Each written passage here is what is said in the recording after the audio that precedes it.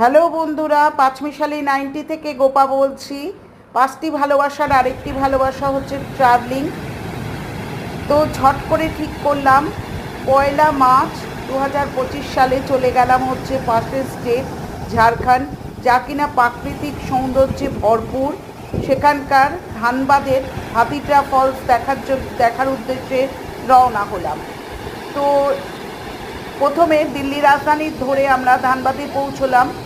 তারপর পরের দিন সকালবেলায় একটি গাড়ি ডেকে আমরা ভাতিন্ডা ফলসে পৌঁছলাম। এই ভাতিন্ডা ফলসটি কিন্তু 3 স্তরে জলধারা ওপর থেকে নেমে এসছে। কি অদ্ভুত তার প্রাকৃতিক সৌন্দর্য, না দেখলে বোঝা যায় না। চারপাশে পাহাড়ে ঘেরা, এবং এখন যেহেতু পলাশ ফুলের সময়, কমলা রঙের পলাশ আর বগনভিলিয়াগুলোর কি অদ্ভুত কালার। বসারও কোনো সুবন্দোবস্ত রয়েছে। দেখবেন জলরাশির কি আওয়াজ, মানে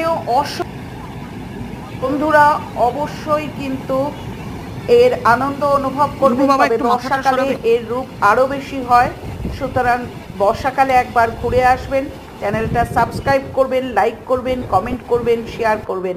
বন্ধুরা আজ আসি, পরের দিন ফিরবো আবার কোনো নতুন কোনো টপিক নিয়ে। টাটা।